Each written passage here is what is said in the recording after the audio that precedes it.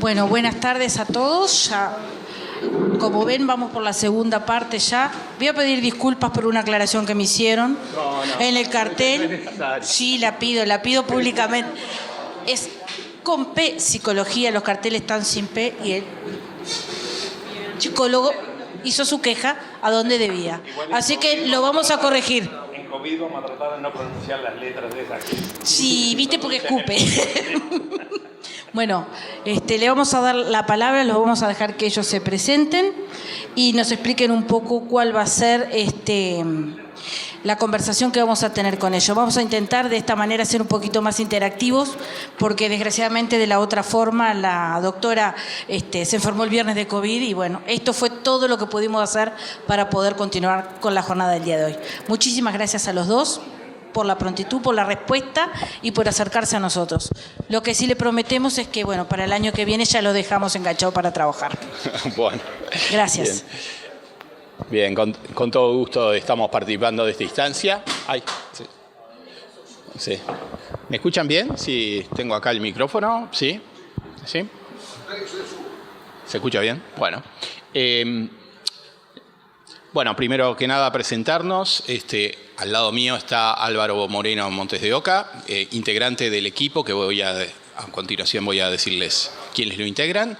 Álvaro es odontólogo y psicólogo. Tiene los dos roles y ahora maestrando, por si le faltaba algo más. Y integra también este equipo en su calidad de maestrando que se incorpora al instituto al cual también yo pertenezco, que es el Instituto de Psicología de la Salud de la Facultad de Psicología. Bueno, mi nombre es Luis Jiménez, soy el profesor titular del Instituto de Psicología de la Salud y formo parte de este equipo desde el año 2020, que nos conformamos en Uruguay, que ahora les voy a contar quiénes lo integran. Pero antes decirle que esto se enmarca en un proyecto que es un proyecto internacional, al cual nosotros como Uruguay nos incorporamos con el proyecto ya en marcha. Nos enteramos a través de una webinar que organizó OPS, que presentaba este proyecto.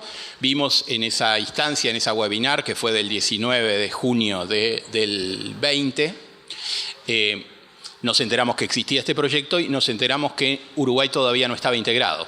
Así que tomamos la iniciativa de hacerlo y a partir de entonces quedamos integrados totalmente al mismo.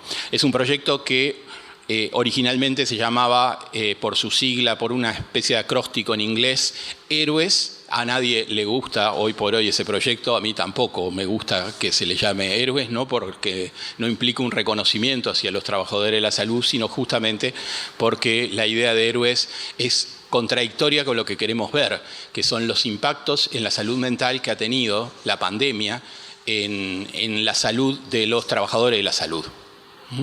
Y la idea de Héroes es un poco contradictorio con esta idea, dado que, como sabemos, los héroes se caracterizan porque no son inmunes a las cosas que pasan, ¿no? Son todopoderosos, siempre van a poder sobreponerse a las adversidades, y los héroes no se quejan, no protestan, no reclaman sus derechos. Por lo menos hasta ahora no nos hemos enterado de ningún sindicato de héroes. Y la idea de Héroes, en ese sentido, no nos parecía para nada adecuada, pero ya había quedado el nombre. Y en muchos lados nos identifican por ese nombre. Si nos buscan por la web, seguramente lo van a encontrar por ahí.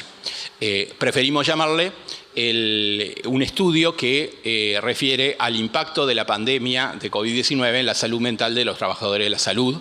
En este caso nosotros vamos a hablar del proyecto en Uruguay.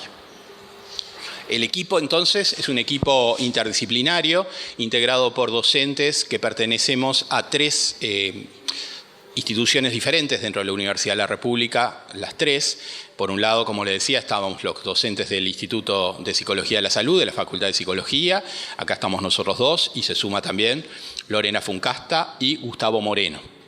Por el lado de Psicología Médica se han integrado estas cuatro compañeras docentes, Ana Bentancor, María Dalo y Mariana Gente y Jimena Bofa.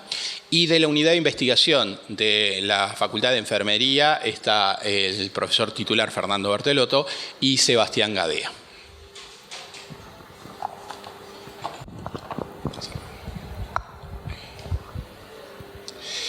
Como les decía, este es un proyecto internacional que llegó a tener integrados al mismo investigadores de 26 países que pertenecen a 4 de los 5 continentes. Está dirigido a nivel internacional por investigadores senior de la Universidad de Chile y de la Universidad de Columbia. Se conformó en un momento un comité directivo y este proyecto está asociado a OPS y ha contado también con algunos apoyos de OMS. Apoyos que no implicaron en ningún caso apoyo financiero, y este es un elemento que ha caracterizado también este proyecto. No hemos tenido financiamiento específico a nivel global. Algunos países consiguieron algunos apoyos puntuales a nivel local, pero no ha sido el caso de Uruguay. Esto también ha sido una limitación para tanto la implementación de proyectos como para los tiempos que nos está llevando la sistematización de resultados, porque de alguna forma lo hacemos en los tiempos que tenemos disponibilidad. El objetivo del proyecto, en particular en Uruguay, fue describir el impacto de la pandemia COVID-19 en la salud mental del personal de la salud, que está integrado al Sistema Nacional Integrado de Salud. Es un proyecto, como estaba diseñado, por lo menos en un principio, como un estudio de cohorte prospectivo. Esto quiere decir que se aplica el mismo cuestionario con algunas eventuales diferencias menores, pero básicamente el mismo cuestionario en distintos momentos a las mismas personas, o por lo menos esa es la intención de convocar a las mismas personas. Esto ha sido diferente en los distintos países integrados al proyecto. El cuestionario en la mayoría de los ítems es el mismo cuestionario. Había algunas variaciones menores en algunos países, pero básicamente se trataba del mismo cuestionario. Supongo que muchos de ustedes lo deben haber llenado o les debe haber llevado la invitación. Si lo recuerdan, es un formulario que relevaba algunas informaciones de tipo sociodemográfico, situación laboral, resiliencia, apoyos formales e informales recibidos, antecedentes de salud física y mental, y autoevaluación de estrés, ansiedad y depresión a través de instrumentos que son muy utilizados a nivel internacional, como son el cuestionario GHQ, en su versión de 12 preguntas, y el formulario PHQ en su versión de 9 preguntas. Y había algunos aspectos ad hoc que se preguntaban respecto a otras dimensiones que interesaba relevar. Como le decía, este proyecto nosotros nos integramos como país cuando ya el proyecto estaba en marcha a nivel internacional. Esto supuso llegar un poco tarde a lo que fue la primera aplicación del proyecto en el resto de los países integrantes. En nuestro caso, la primera aplicación que pudimos hacer coincidió con lo que en el resto de los países era ya la segunda aplicación. Y la segunda aplicación nuestra, que se realizó este año, coincidió en general con lo que en otros países ya fue la tercera aplicación. Difícilmente podamos implementar otra aplicación más del cuestionario por estas limitaciones económicas que tenemos para poder realizarlo, ¿no? Y otra de las cosas que incidió en el hecho de integrarnos ya con el proyecto en marcha es que el formulario básicamente ya estaba armado. Pudimos introducir muy pocas modificaciones o ajustes a la versión uruguaya, pero esto había llevado a una discusión muy fuerte por parte de los investigadores de los otros países y bueno, nosotros como habiéndonos subido al tren en movimiento tampoco teníamos posibilidad de incidir mucho para cambiar lo que ahí estaba formulado. Bueno, entonces lo que queremos es compartir con ustedes algunos datos que surgen fundamentalmente de la primera aplicación. Les explicamos que el método que utilizamos para reclutar, creo que no les dije, pero esta el cuestionario es autoadministrado, ¿no? Le llegaba un link a las personas que tenían que entrar y ahí se desplegaba el cuestionario anónimo, previo a la implementación pasó por un comité de ética en distintos países, también en el nuestro, que fue aprobado ahí, y se le pedía también el consentimiento informado a cada uno para continuar con el cuestionario. Bueno, La forma que tuvimos para acceder a las personas, a invitar a las personas en nuestro país fue a través de EMPESA, del Ministerio de Salud Pública, que tiene una base bastante importante de casilla de personal de la salud. Ellos la tienen a partir de las capacitaciones que todos ustedes realizan, ¿no? En base a esa base, valga la redundancia, que son más de 72.000 casillas de correo, no todas estaban activas, no todas funcionaron bien, pero de hecho llegamos a un marco muestral, que le podemos llamar así, de algo más de 62.000 personas, que serían personas reales, digamos, con sus casillas, de las cuales respondieron 2.519, o sea, el 3,9% del total mails que se enviaron, ¿no? La aplicación, el primer relevamiento se realizó entre 12 de marzo y 27 de abril de 2021. Como les dije al pasar, ya este año hicimos un segundo relevamiento, pero los datos que vamos a presentar acá remiten a ese primer relevamiento. De esas 2.519 respuestas, luego de depurar la base con respuestas incompletas y algunos otros problemas, quedó en definitiva en 2.004 casos. Una cuestión importante es ubicarnos en qué momento se hizo la encuesta en relación a la pandemia. Y como recordarán, esos meses del año 2021 fueron los peores meses en términos de prevalencia en relación al COVID-19, ¿no? Marzo, abril, podríamos estirar mayo, junio, también fueron los meses de mayor incidencia de casos y como muestra estas gráficas, en la línea verde que pueden ver ahí, abarca un periodo particularmente exigente y complejo para todos los trabajadores de la salud. Esto es importante porque estamos relevando impactos en la salud mental en un momento crítico del fenómeno, ¿no? Y tenemos que tenerlo siempre presente.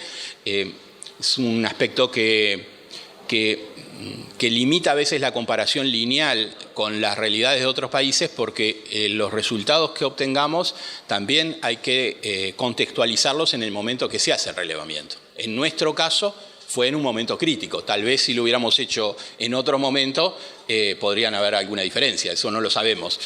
No lo hicimos a propósito esto, sino tuvo que ver con la planificación de tiempos y con la coincidencia con lo que hoy yo le decía, la segunda aplicación de los otros países. Se dio así y tuvimos estos resultados. Bueno, algunos resultados como para ir compartiendo con ustedes.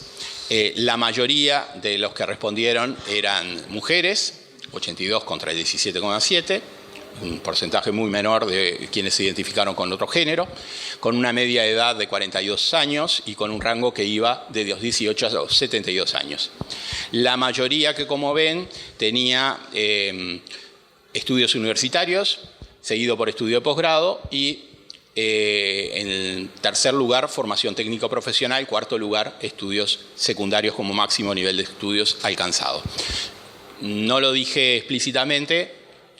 Esto iba dirigido a todos los trabajadores de la salud, no solo a los profesionales, ¿no? Y no solo, digamos, a los que ocuparan todo tipo de roles en una institución de salud, no solo un hospital, es decir, se trataba de ser lo más amplio posible. Después la respuesta, no necesariamente esto refleja no es representativo de la población de trabajadores de la salud. Este no es un estudio representativo.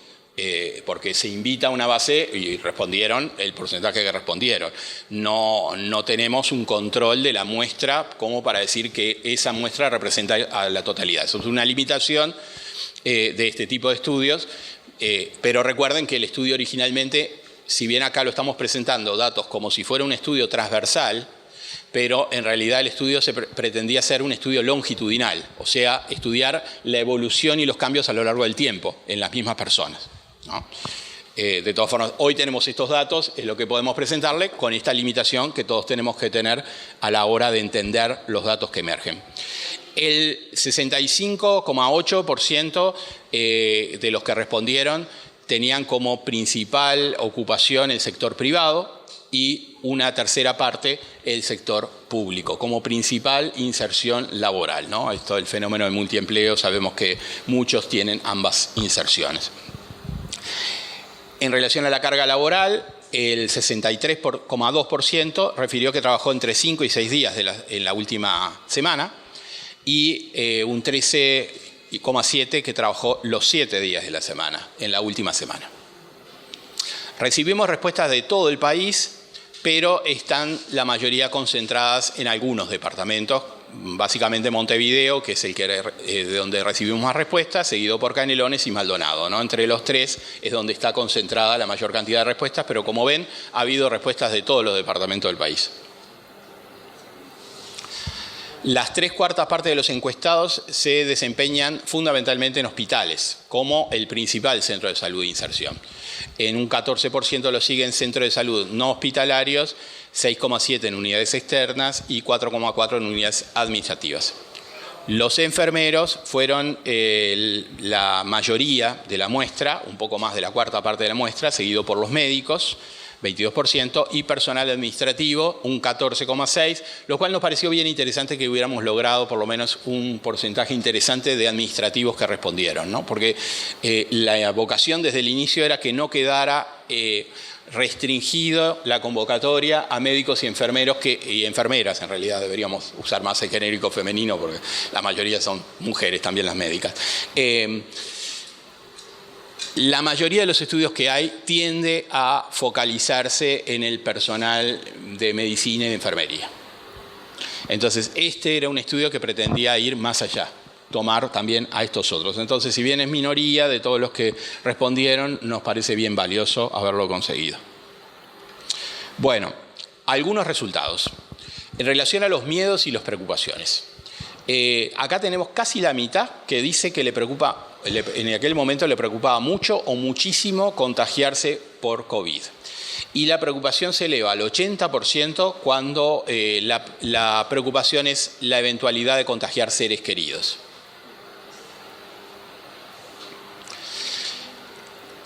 Otro aspecto que se relevó es el haberse sentido estigmatizado o víctima de violencia por ser trabajador de la salud. Y este dato nos parece bien interesante, es un dato también que se encuentra en otros países. Hay un porcentaje alto de trabajadores, un 37,6%, que se han sentido estigmatizados o discriminados por ser trabajadores de la salud.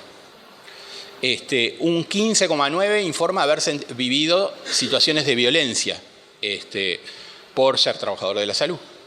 Y un 16,2% pasaron situaciones conflictivas con familiares de pacientes. De este 16,2%, 4,6% dicen que la padecían con una frecuencia semanal a diaria, ¿no? Con una alta frecuencia esto de atravesar situaciones de violencia con familiares de pacientes. Respecto a la confianza de los trabajadores, 31,8% dice tener muchísima confianza en la capacidad del lugar de trabajo, ¿no? De las responsables de las instituciones donde trabajaban para combatir la pandemia. Y un 27,8%, un porcentaje menor, decía tener poca o ninguna confianza. Respecto a la confianza del gobierno, para enfrentar la pandemia, los porcentajes de confianza disminuyen.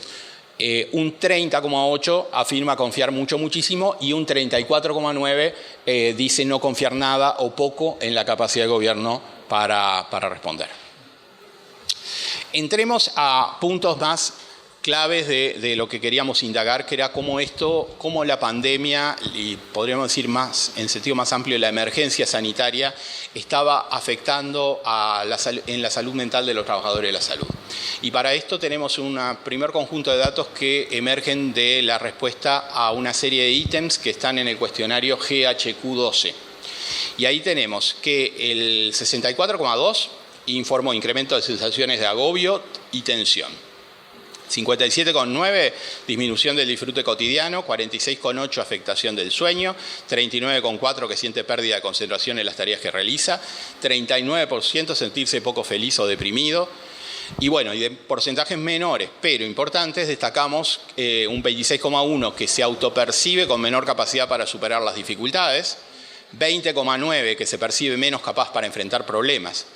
Y en un sentido positivo, destacamos que hay casi 2/3 partes que dicen que mantienen la confianza en sí mismo, que mejoran la valoración del rol, lo plantean 28,2%, de la capacidad de toma de decisiones, lo plantea un 15%. Estos datos de frecuencias son los que aparecen acá en estas preguntas y destacado. Después ustedes si quieren se lo podemos dejar para que lo vean, los datos de frecuencia. Pero es lo que acabamos de decir. Están las preguntas, lo que sí sirve esto para saber cuáles eran las preguntas y cómo respondían, ¿no? Más de lo habitual, menos igual a lo habitual, bueno, estas preguntas acá. Bueno, lo que hicimos con estos datos fue también tratar de relacionarlos con algunas variables de interés que nos parecían en particular, ¿no? Entonces, para ver si se relacionaba con algunas variables estos datos de malestar psicológico, ¿no? O malestar subjetivo. Y acá observemos que los puntajes de más altos de GHQ, o sea, que indican mayor nivel de malestar subjetivo, se dan sobre todo en personal administrativo. O sea, el personal administrativo tiene mayores probabilidades de haber sufrido, de haber informado malestar subjetivo que el resto del personal. Comparando medias, hay una diferencia significativa con otros personales de la salud, no así tanto con médicos y enfermeros, ¿no? Diferencias significativas hay en las respuestas entre hombres y mujeres. Las mujeres tienden a tener más respuestas indicadoras de malestar psicológico que los varones. También hay diferencias significativas si el trabajador ha tenido contacto con paciente COVID y en estos casos, cuando hay contacto, es mayor la probabilidad del malestar psicológico. Los que viven en Montevideo presentan también una diferencia significativa mayor, tienen mayores indicadores de malestar que los que viven en el interior y no encontramos diferencias significativas considerando tipo de centro laboral, ni nivel de instrucción de la persona que contestaba, ni por tener o no personas a cargo. Estos son los datos, que también los pueden tener después. La última columna indica el nivel de significatividad de la relación y está marcado en negrita cuando los valores muestran que son significativos. O sea que esa condición incide de alguna manera estadísticamente en los resultados. Para indagar los síntomas de la eventual presencia de síntomas de depresión, utilizamos otro instrumento que se llama PHQ-9, consta de 9 preguntas. Para las 8 primeras preguntas que ahora vamos a ver, se consideró anormal una frecuencia de más de la mitad o casi todos los días. Y acá se destaca que algo más de la cuarta parte de los encuestados afirma sentirse cansado o con poca energía, seguido por la presencia de problemas vinculados a la alimentación, 17,4%, afectaciones del sueño, 16,8%, y en cuarto lugar, 13% que manifiesta encontrar poco interés o placer para hacer las cosas. En la novena pregunta, es una pregunta que indaga ideación suicida. Y en este caso también se consideró pertinente incluir aquellas respuestas que indican una frecuencia de varios días. O sea, acá incluimos la que decía más de la mitad de los días, casi todos los días, o una frecuencia de varios días, ¿no? Y en este caso obtuvimos un porcentaje de 6%. 6% de los que respondían que presentaban ideación suicida, de los cuales 1,4% reconoce que tenía estas ideas con una alta frecuencia. Es un dato también muy impactante para nosotros. La presencia de síntomas que correspondan a un trastorno depresivo, tomando uno de los posibles puntos de corte de valor que se obtiene, estos cuestionarios lamentablemente no están todavía estandarizados para el Uruguay. Entonces, tenemos que utilizar los puntos que utilizan en otros países similares al nuestro, pero esto también es una limitación del instrumento, ¿no? Pero utilizando este punto de corte, encontramos que casi el 20% de los que respondieron tendrían algún nivel de depresión tomado de acuerdo a este instrumento, de lo cual la mayoría serían cuadros de tipo leve, seguido por moderados y un porcentaje menor pero es significativo importante, de 2,8 que tendrían sintomatología depresiva grave. Estas son las preguntas que incluye el PHQ y las frecuencias de respuestas que obtuvo. Vieron la última, que es la ideación suicida, dice: ha pensado que estaría mejor muerto, se le ha ocurrido lastimarse de alguna manera, ¿no? Hay otras preguntas más que indagan el tema de la ideación suicida, pero no las incluimos en este informe. Hicimos también lo mismo que hicimos para el malestar psicológico, para tratar de relacionarlo. Esto va a el Zoom. ¿Están transmitiendo el Zoom en algún lado? Se cortó, digo, porque se estaban transmitiendo en algún lado y alguien nos estaba mirando por Zoom, se le cortó. ¿No? ¿Corto? Sigo. Creo que era el Zoom de la docente. Ahí está. Bueno, esto entonces decíamos, lo hicimos lo mismo que hicimos con el malestar psicológico. En este caso, el personal de enfermería presenta los valores más altos, seguido por los administrativos. O sea, trabajar en enfermería o ser personal administrativo son, podríamos decir, variables que aumentan la probabilidad de presentar sintomatología depresiva. Más que los médicos, por ejemplo. También hay diferencias significativas en las respuestas obtenidas entre hombres y mujeres. Nuevamente, las mujeres presentan también mayores indicadores de sintomatología depresiva. También el contacto con pacientes es un elemento que diferencia y hay más probabilidad de sintomatología depresiva cuando ha habido contacto con pacientes. En el caso de lo depresivo, a diferencia de GHQ, no ha habido diferencias significativas en el caso de Montevideo Interior. Sí, nivel de instrucción, presentan peores resultados quienes no tienen estudios universitarios. O sea, no tener estudios universitarios es podríamos decir, un factor de riesgo, tal vez. Por lo menos es una variable que está asociada a la presencia de trastornos, indicadores de trastorno depresivo. Al igual que respecto al malestar psicológico, en este caso tampoco encontramos diferencias significativas si consideramos centro laboral o tener o no tener personas a cargo. Acá están de vuelta los datos. Apoyo psicológico. Una de las cuestiones que se preguntaba era si habían necesitado y habían obtenido apoyo psicológico.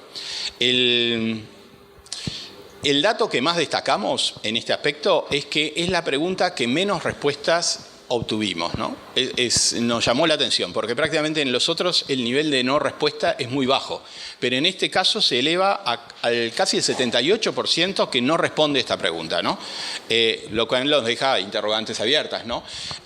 Por lo que me contaba Álvaro, hablaron en la parte anterior de los tabú, de los miedos que giran en relación al reconocer la necesidad de ayuda, apoyo psicológico, ¿no?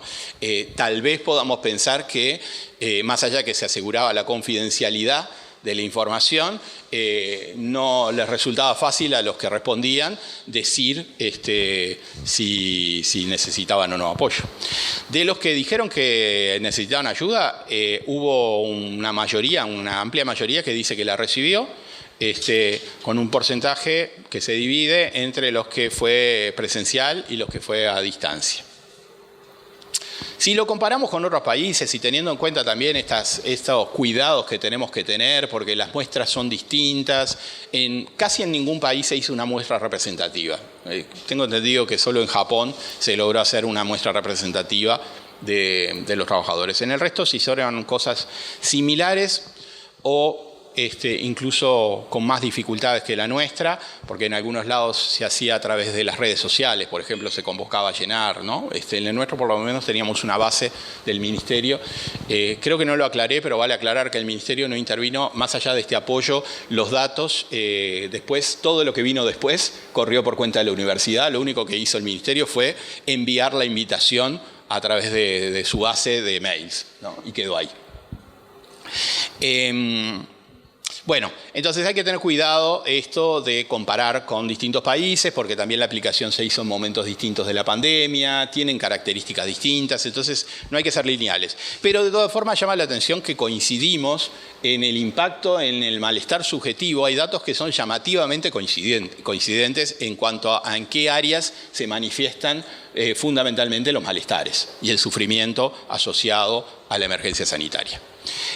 También en relación a las posibles sintomatología depresiva aparece también en el predominio de las sensaciones de fatiga, las alteraciones de la alimentación, las alteraciones en el sueño y la anedonia, es decir, la dificultad para disfrutar de las actividades cotidianas. Estamos haciendo también un análisis con perspectiva de género. Esto lo estamos haciendo algunos países del Cono Sur. Lo estamos haciendo con los colegas de Argentina, de Chile, de Brasil y de Perú. Tomamos los datos y analizamos con este perfil de género. Está en proceso, pero lo que nos interesa compartir con ustedes es que si partimos de la base que los trabajadores de la salud es un sector particularmente vulnerable en lo que hace a su salud en general y a su salud mental en particular, esa vulnerabilidad, la idea es que se agudizó en contexto de emergencia sanitaria y esa vulnerabilidad también es una vulnerabilidad diferencial que afecta aún más a las mujeres por su condición de tales. Hay aspectos que inciden en esa mayor incidencia hacia las mujeres, donde entendemos que hay desigualdades estructurales que están marcando esa diferencia. La sobrecarga de tareas de cuidado es un aspecto que también incide. Los estereotipos de género, como influyen también al momento de sufrir o ser víctima de estigmatización o violencia. Y es parte también de la mayor vulnerabilidad por género que pudimos ver, la debilidad o inexistencia de respuestas específicas que contemplen estas diferencias de género. Las políticas en respuesta a la pandemia son parte del fenómeno. No es algo que actúa por fuera del fenómeno, sino debemos pensarlo como parte del mismo fenómeno. Por eso capaz que ustedes de repente pudieron escuchar que yo trato de hablar siempre de emergencia sanitaria y no de pandemia, porque la emergencia sanitaria incluye la respuesta, incluye el fenómeno pandémico, pero incluye también la respuesta, el modo como cada país respondió a la pandemia. Y las respuestas del país y de cada institución nosotros vemos que inciden mucho en el grado de afectación a la salud de los trabajadores. Y en este caso, diferencias de género. Había una pregunta en el cuestionario que quedaba abierta. Es una pregunta típica que todos los cuestionarios de respuesta de tipo cerrada, buscando respuestas más cuantitativas, suelen incluir. También suele pasar que se le da poca importancia a esta pregunta. La pregunta es esa típica que dice, ¿tendría algún otro aspecto para agregar o algún aspecto que no se le haya preguntado, que quisiera decirnos, ¿no? Y el equipo uruguayo se le dio por decir, a ver qué hay ahí. Creo que somos el primer equipo del mundo de este proyecto que se detuvo en esta pregunta, SP67, la última pregunta del cuestionario. Y cuando fuimos a esa pregunta nos encontramos con una cantidad de respuestas que nos sorprendió, ¿no? De las 2000 y pico teníamos casi 600 respuestas, personas que habían llenado este campo de pregunta abierta. Dijimos, bueno, esto tenemos que estudiarlo. Y estamos en eso. Porque destacamos esta primer dato, esta primera respuesta que nos han dado, es como expresaría la necesidad de los trabajadores indagados, invitados a participar en este estudio, para poder hacer escuchar su voz, poder plantear aspectos que a veces ratificando cosas que se habían dicho antes, a veces agregando algo que no quedaba del todo claro también en la respuesta, diciéndolo en sus propios términos, ¿no? Pero esa necesidad que un porcentaje nada menor es un número importante, habían necesitado expresar. ¿Y cuáles son los temas que aparecen? Bueno, aparecen muchos temas que tienen que ver con la incidencia de las condiciones y la organización del trabajo. Hay una necesidad de transmitir la experiencia subjetiva vivida, es decir, los sentimientos, las vivencias, las afectaciones personales y familiares asociadas a este periodo de pandemia. Y bueno, y en relación a esto es que destacamos algunas resonancias, ¿no? Y que queríamos compartir con ustedes. Todavía lo estamos sistematizando, pero bueno, queríamos compartir algunas frases que aparecen ahí, ¿no? Hay ciertas palabras que se repiten. La palabras o ideas, sobrecargas, falta de apoyo, falta de reconocimiento, digamos, esto expresado en la remuneración, como remuneración insuficiente frente al esfuerzo que está implicando, miedos, angustias, tensiones. Creo que ustedes la están leyendo, lo que están planteado ahí en las frases de quienes respondieron, ¿no? Estamos cansados, falta personal, nos enfrentamos muy frecuentemente a pacientes que nos hablan con agresividad y no tenemos respaldo. La pandemia nos enseñó a valorar lo que tenemos, trabajo, salud, familia, amigos, ¿no? También hay algún rescate positivo. Varias personas prefieren no juntarse conmigo porque trabajo en la salud y tienen miedo que los contagie, aunque estoy seguro que me cuido de mucho más. Sentí miedo, incertidumbre, inseguridad. Estamos solos, nadie nos cuida. Miedo por nuestras familias. Siento que los trabajadores de la salud no son apoyados y compensados en el esfuerzo que desempeñan, ¿no? Bueno, no son, esto están tomadas un poco arbitrariamente, ¿no? No decimos que sea representativo ni nada por el estilo, pero son como cuestiones que nos parece que están presentes en lo que han dicho desde el punto de vista cualitativo, y seguramente ustedes tienen mucha cosa para decir en respecto a estas frases o estas afirmaciones, ¿no? Y agregar otras. En suma, ya estamos terminando esta primera parte. Decimos, la emergencia sanitaria afectó psicológicamente a muchos trabajadores de la salud, incrementó los miedos, el malestar, la sintomatología depresiva, con un porcentaje importante que manifiesta ideación suicida. Se presentan diferencias significativas considerando género, profesión y contacto con los pacientes. Se informa niveles preocupantes de estigmatización y de tener que enfrentar violencias y conflictos. Debe indagarse más para nosotros las características de los apoyos recibidos, tanto profesionales como parte de las redes de pertenencia, como factor de protección. Ese es un elemento que empezamos a ver también en muchos países. Aquellos que contaron con redes de apoyo interpersonal eficaces tendieron a sufrir menos los efectos de malestar subjetivo y de sintomatología depresiva. O sea, contar con equipos que efectivamente apoyan, contar con redes interpersonales que acompañan, que apoyan, es un elemento de protección. Eso parece ser una constante que empezamos a ver en Uruguay y en otros países. Para nosotros es un dato bien importante, ¿no? Y suponemos que también para ustedes, porque esto habla también de la posibilidad de organizar a los trabajadores en la protección de su salud, ¿no? Y también de su condición de salud en el sentido integral, ¿no? Incluyendo también las dimensiones mentales de la salud. Hay muchos datos para seguir analizando y para poder pensar también, comparar qué nos va a dar la segunda aplicación. Ya para la segunda aplicación tuvimos, como era previsible, menos respuestas, pero de todas formas tenemos una cantidad de respuestas que nos va a permitir algún tipo de comparación con la primera, y tenemos también mucha cosa para seguir pensando esto entre los países. Por ejemplo, esto cualitativo que empezamos a hacer en Uruguay, nos interesa poder también hacerlo con los datos que estarían de otros países. Bueno, como balance primario, tenemos que considerar las limitaciones del estudio, recordar que esto no es una muestra representativa, que por lo tanto no controlamos quién respondió y quién no. Esto puede ser afectado los posibles sesgos de quién quería responder, ¿no? Este es un elemento a tener en cuenta. De todas formas, el número de respuestas es importante, pero tiene estas limitaciones. También en respecto a lo comparativo, ya dijimos varias veces, las distintas condiciones de aplicación de la encuesta y las variaciones de la población hace que haya que ser especialmente cauto en las conclusiones. El proyecto en sí nos posibilitó establecer relaciones de cooperación a nivel regional e internacional que prometen para poder seguir trabajando en esta temática, ¿no? Más allá que esto fue generado en el contexto de la pandemia y había una preocupación especial, quienes nos involucramos en este proyecto tenemos un interés especial para poder pensar las dimensiones subjetivas e interpersonales del trabajo en la salud.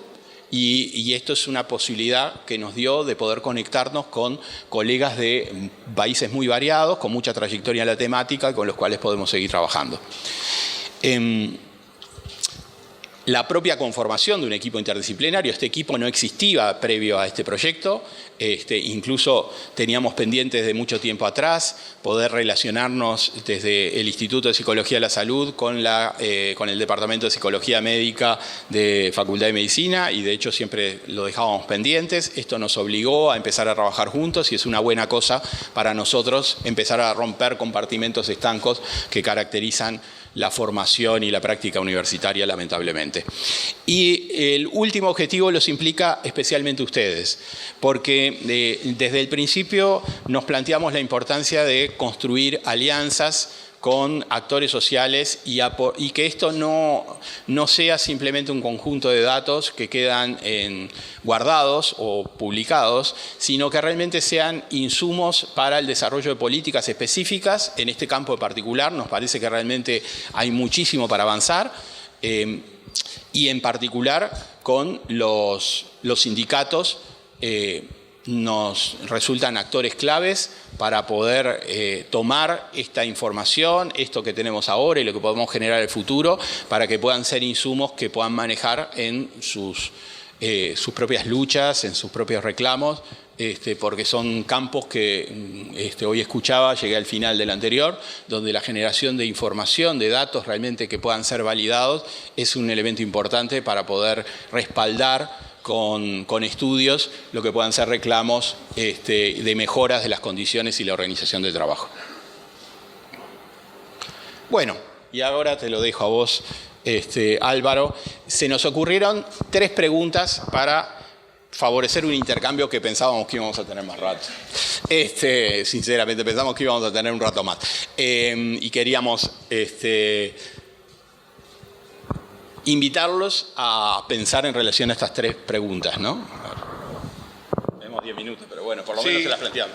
Sí, plantear las preguntas y en todo caso dejarlas para que, si quieren completarlas, replicarlas y hacerlas llegar, porque un poco todo esto que venía hablando el profesor Jiménez va en concordancia con lo que decía la doctora Pisani, ¿no? Es el tema de para qué todo esto, no para que sean datos colgados o trabajos académicos, sino para que los gremios y las fuerzas vivas laborales hagan una pinza junto con los informes de academia para llevar esto a lo que sean políticas públicas, ¿no? Y se nos había ocurrido como primera pregunta, ¿qué recuerdan de los efectos subjetivamente de la emergencia sanitaria? Como segunda, ¿en qué les parece que lo vivido puede seguir afectando en el presente, tanto en lo personal como en los ambientes de trabajo? Y la última, ¿qué les parece que ayudó a disminuir o mitigar las afecciones subjetivas del trabajo en la salud durante la emergencia sanitaria en referencia a actitudes, comportamientos, estrategias y procedimientos? Todos debemos tener muchas cosas dentro de esas 3 preguntas.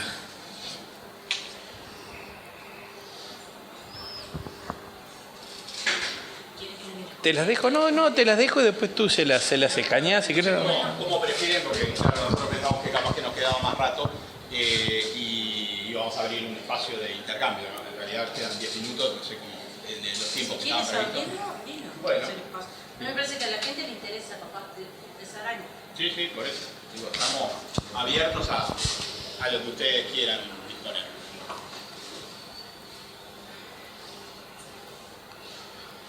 Yo por lo menos puedo responder la primera. ¿Cómo me afectó? ¿Se escucha bien sin micrófono? No, con micrófono te piden que ponga. Yo sí tengo que recordar cómo me afectó subjetivamente la emergencia sanitaria fue el miedo. En el momento que me contagié de COVID, los primeros, en realidad no le tenía mucho miedo. El problema se me hizo cuando se me empezó a complicar la salud y me dio el miedo de que me mandaron a hacer unos análisis, una placa, y en ese momento se me pasó por la cabeza que iba a dejar de ver a mis hijos y que nadie me iba a ver y que no me iba a despedir de nadie. Y salí, me hice los estudios, salí como disparada. Me dijeron, ¿te puedes ir para tu casa? No me daban las patas para irme. Digo, yo lo que recuerdo de eso es la sensación del miedo, que la verdad, a pesar de que llevo ya bastantes años trabajando en la salud y que no es la primera vez que uno comparte una enfermedad de transmisión de cualquier tipo, ¿no? Pero realmente lo que sí puedo recordar es el miedo que sentí en ese momento preciso. Y hasta el día de hoy, digo, si lo hablo, me lo recuerdo. Todo mi ser recuerda el miedo que tuve cuando se me complicaron las cosas con el COVID. Que dicho sea de paso, todavía se me sigue complicando porque sigo arrastrando cosas. El long COVID. Además tuvo COVID.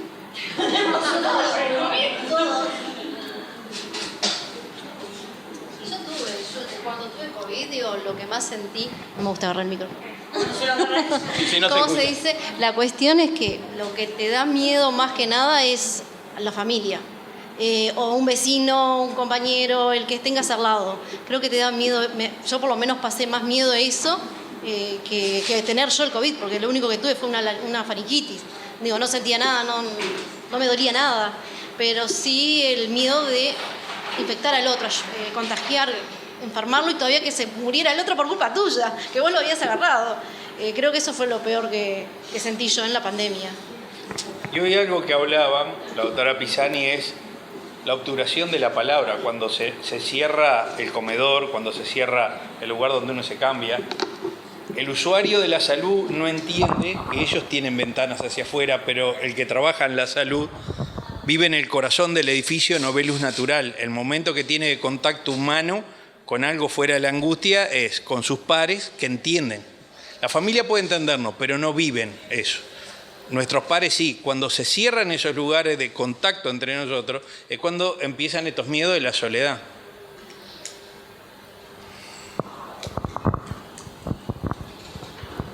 ¿Alguien más que tenga una opinión? Ábranse. Yo no puedo creer que nadie le haya quedado cosa. Bueno, hable sin micrófono, pero que no queda grabado. Ese es el problema.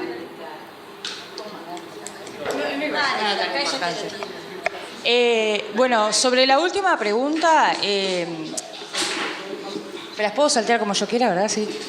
Sobre la última pregunta, me parece que lo que más nos ayudó a todo fue el tema de que de igual forma, con pandemia, sin pandemia, con restricción, sin restricción, nos la ingeniamos para seguir tejiendo lazos con los compañeros y redes de contención, porque salir teníamos que salir, no nos quedaba otra. Teníamos que cambiar, no teníamos que, y además, por ejemplo, la mayoría de las personas que andamos acá a la vuelta, y más en estos contextos de militancia, veníamos igual a Montevideo, tuvimos el Congreso del PIT-CNT, tuvimos el Cabildo, tuvimos todo. Era como que si nos íbamos todos juntos o no nos íbamos ninguno. ¿Tá? Cuando estuvimos en el Palacio Peñarol encerrado 18 horas, 1.400 personas ahí adentro, había gente con tapaboca doble y triple y había gente tomando mate. Y estábamos todos ahí parados al pie del cañón. Siendo que en el litoral estaban haciendo tapabocas con telas de camisa. O sea, si nos íbamos todos juntos, no había vuelta. Pero lo que nos sostuvo para poder seguir bancando la parada y seguir estando en todos lados como estuvimos, fue esto de sabernos reconocerte en el compañero y apoyarte en el otro.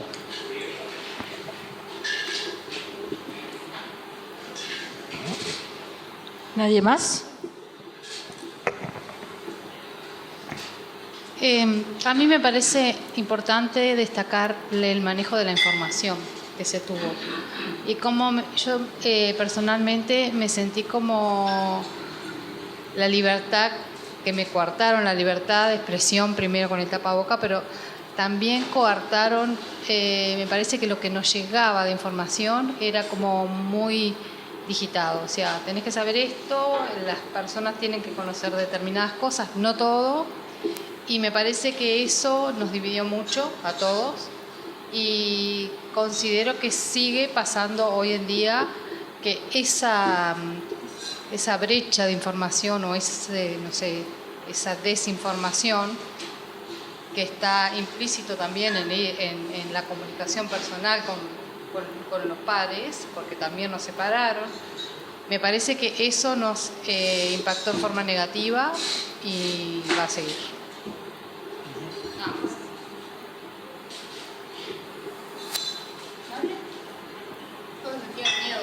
Dentro de esas cosas tenemos que ver que la información que era muy menguada o de repente era muy escandalosa, que daba pronóstico poco menos que salías afuera y te morías, en el mundo sindical llevó a la FUS a tener que hacer un protocolo propio y salir a defenderlo para poder cuidar nuestra propia salud. Nos vimos en algún momento que fuimos retirados, si bien éramos los protagonistas, estábamos retirados de lo que podíamos aportar. Nadie nos escuchaba y hubo que trabajar mucho para que se pudiera presentar el protocolo y después que las empresas lo cumplieran, ¿no?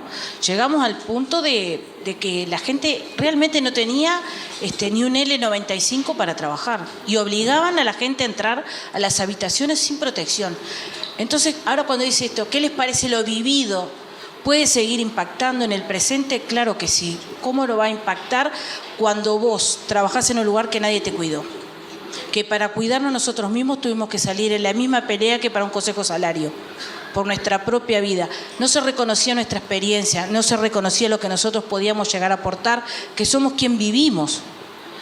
Capaz que a alguno no le pasó, pero digo, a mí me pasó, por ejemplo, en la emergencia que entró el padre de un médico, que todo el mundo sabía en el pueblo que tenía COVID, que se había contagiado, y no dijeron nada. En un saque, la entrada del hombre entre la emergencia móvil y la entrada se llevó casi 80 personas en aislamiento. A nosotros nos pareció una falta gravísima eso y una desconsideración, porque no era cualquier persona, era un personal que sabía de lo que estábamos hablando. Pero como esto socialmente en un tiempo fue muy castigado y la gente se sentía separada y señalizada, claro, la gente mentía.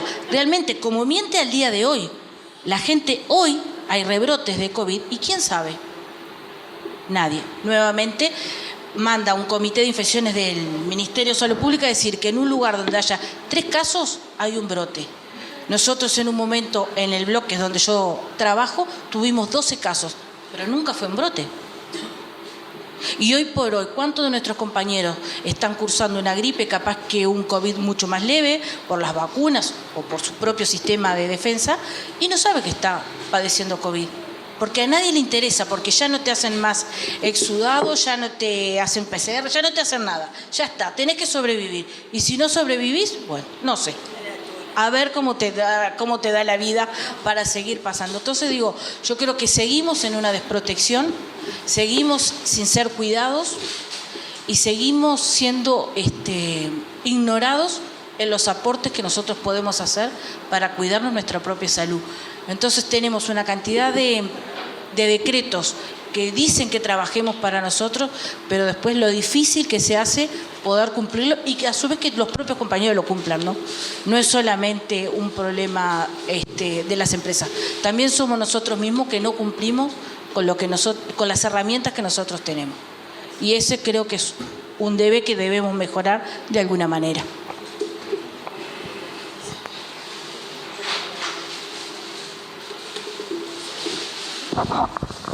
Bueno, no sé si hay alguna otra intervención. ¿Le llamó la atención algún dato de los que presentamos? ¿O es dentro de lo que ustedes se imaginaban que podía llegar a pasar? Pensé que iba a ser peor. Pensé. Más porcentajes peores.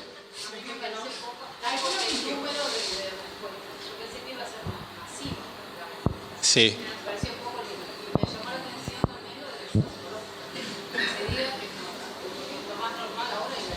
Te me piden que hables con micrófono.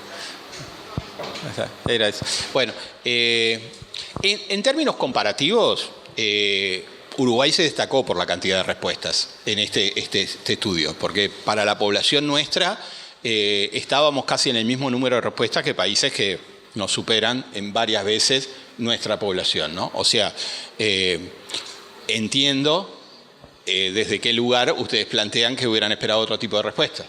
Pero también, si me ubico en otro lado, nos miran como diciendo, qué cantidad que consiguieron ustedes, ¿no? Bueno. ciertas fortalezas heredadas ayudaron. Porque esto de tener un cierto registro a partir de estas capacitaciones, las capacitaciones son producto también de la negociación que en su momento se hicieron, ¿no? O sea, hay un nivel de organización, de robustez del sistema que nos colocan en cierta ventaja con respecto a otros países, que no tienen nada parecido a lo que nosotros pudimos acudir, ¿no? Miraban con sorpresa cuando le decíamos que podía existir esta base de datos. En otros países no tenían nada ni cerca, ¿no? Países de nuestro continente y países, estoy hablando de España, ¿no? Otros países que tienen otras condiciones, ¿no? Los datos, más allá que uno de afuera diría puede ser mucho peor, igual son preocupantes, son porcentajes altos, ¿no? Y que tenemos que atenderlos y prestarles debida atención, porque la impresión que en general tenemos es que la emergencia sanitaria lo que hizo fue agudizar debilidades previas.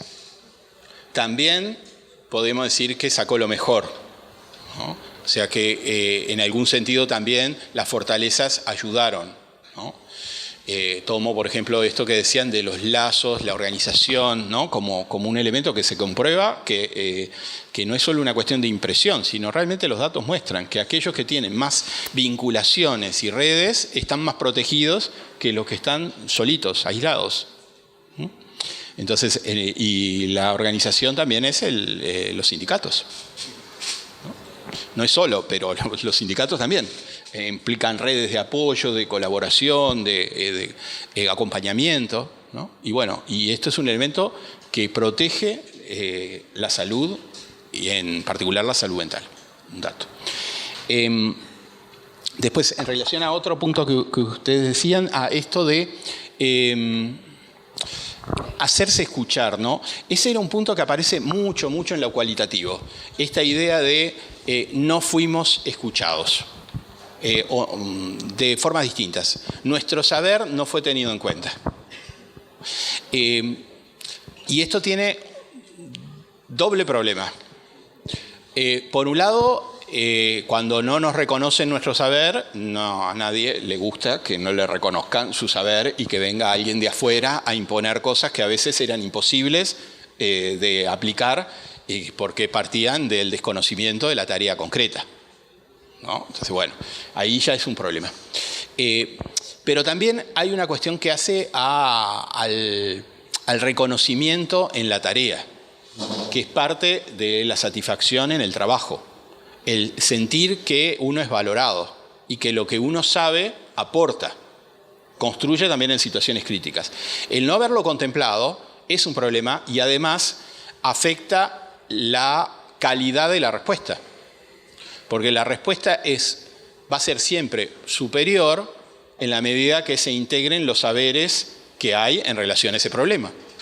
Siempre va a ser superior. Y en cierta medida es un desperdicio del conocimiento social generado en torno a un asunto, cuando no se brinda la debida participación de los que están todo el día ahí.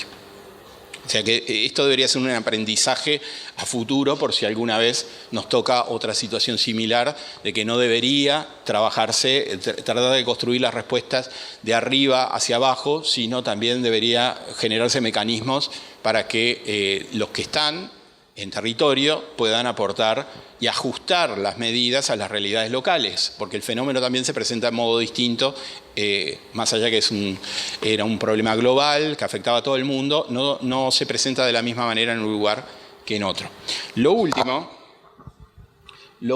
para compartir con ustedes es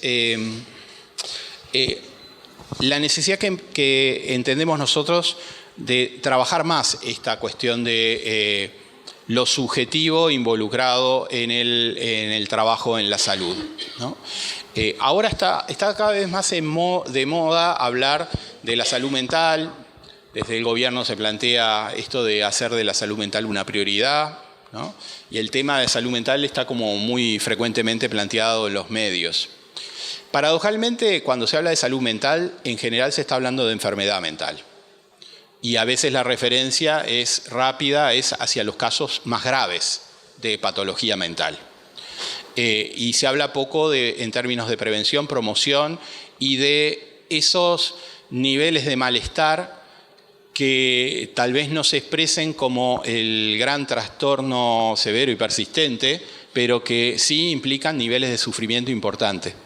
Y un problema que tiene el abordaje de esta temática es que tendemos equivocadamente a pensar que lo subjetivo es algo del orden de lo individual. Es algo de lo que le pasa a los individuos. Sí, efectivamente, los que sufren terminan siendo sujetos concretos, pero lo subjetivo es, por definición, algo social. Cuando tantas personas se sienten de una manera, esto no es porque tuvimos la mala suerte de que justo ahí había un montón de gente con la misma característica individual, sino hay algo de lo colectivo que termina expresándose en términos singulares. Pero el fenómeno es colectivo, no es singular.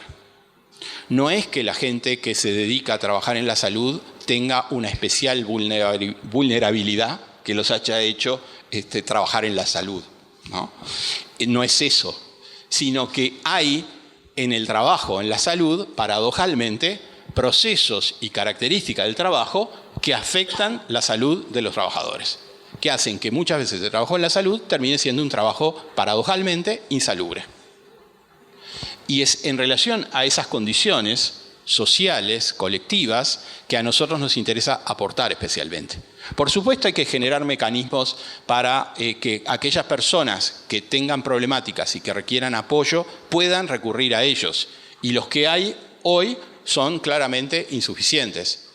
En el plan de prestaciones de salud mental, ustedes deben saber que los trabajadores de la salud son una de las poblaciones priorizadas, supuestamente, para acceder a las prestaciones psicológicas. La inmensa mayoría de los trabajadores creo que lo ignoran, pero esto existe desde el año 2011, o sea, son un montón de años, que son priorizados. Hay dos conjuntos de trabajadores que están priorizados, los trabajadores de la educación y los trabajadores de la salud, para acceder a prestaciones psicológicas. De todas formas implican en general un copago inferior, pero bueno, copago al fin.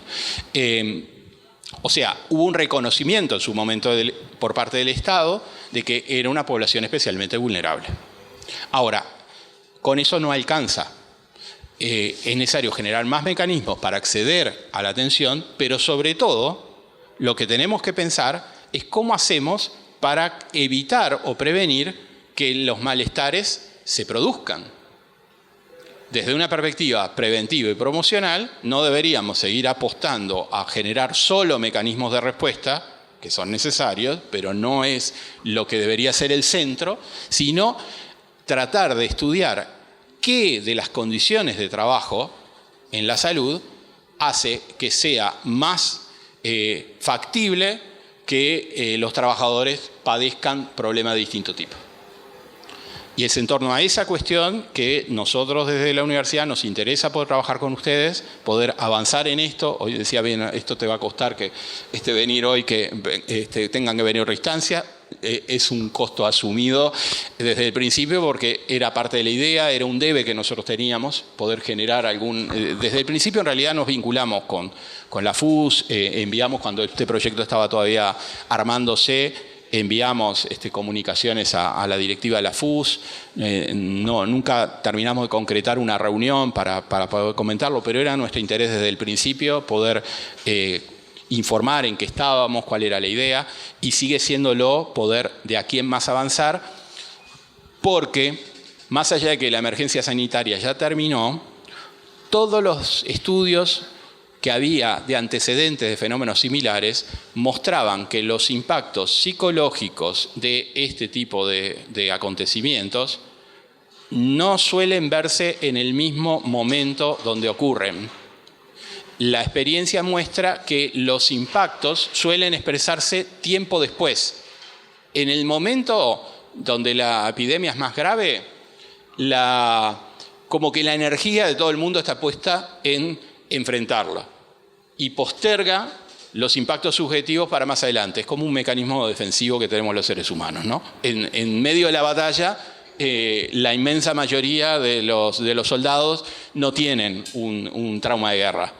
Pero pasado el episodio es donde, a mí mucho la imagen de bélica no me gusta para la salud, pero es muy usada. Pero bueno, en este caso aplica en el sentido de que a veces es cuando bajamos un poco esa tensión que nos implica el batallar diario, es donde eso que quedó postergado, eso que no pudo ser hablado, eso que no pudo ser pensado, metabolizado colectivamente, empieza a emerger. Y por eso nosotros preguntábamos cuánto de aquello puede estar presente hoy. Tensiones, no nos va a dar tiempo para hablarlo hoy, pero nos han contado que muchos sienten que el ámbito laboral de la salud está siendo atravesado por muchas tensiones en este momento. Que hay tensiones de distinto tipo, pero conflictos interpersonales, muchos nos han contado que sienten que la cosa está, que hay tensiones más frecuentes ahora de lo que era antes, ¿no? Puede haber distintas causas generales, causas específicas, pero la cuestión es que empieza a haber eso. Y sabiendo nosotros lo que sabíamos de que los efectos principales en la salud mental no iban a darse en lo inmediato, sino iban a darse después, parece bastante lógico. Era previsible y lógico, lamentablemente, que algo de eso pudiera pasar. Por eso, ahora que ya no estamos en emergencia sanitaria, en relación a estos temas de salud mental, es que nos parece especialmente importante ponerle atención, poner foco en ello. ¿Tá? Y bueno, para eso estamos disponibles para trabajar con ustedes. No sé si hay alguna cosa más. ¿Sí? Le damos las gracias. Bueno, no, gracias a ustedes. Sabemos que quedamos comprometidos. En ver cuándo nos va a pasar la locura. Le vamos a hacer, bueno, primero agradecerle a todo el mundo, en especial a ustedes dos le vamos a dar un pequeño reconocimiento de la cruz. Muchas gracias. Primero que nada, agradecerle en nuestra instancia a todos ustedes por haber venido, a las órdenes, al personal administrativo, que fue quien hizo toda la tarea, a los compañeros de organización, que son los que nos apoyan en todas estas ideas, y bueno, a mis dos compañeras que aunque se mantienen del otro lado, tanto Laura como Cecilia, formamos un equipo de trabajo y bueno, la idea es que podamos atravesar estas barreras y podamos llegar a algo que nos sirva a todos para seguir adelante con esta tarea que, por lo menos en lo personal, y creo que a muchos deben acompañar, nos gusta lo que hacemos. El problema es que hoy tenemos que enfrentar algunas situaciones que no están impresas con la carrera, ni es de la profesión, y hoy salen a luz dada estas circunstancias, ¿verdad? Así que muchas gracias a todos, que tengan feliz año, nos veremos el viernes 9 en la Dirección Nacional.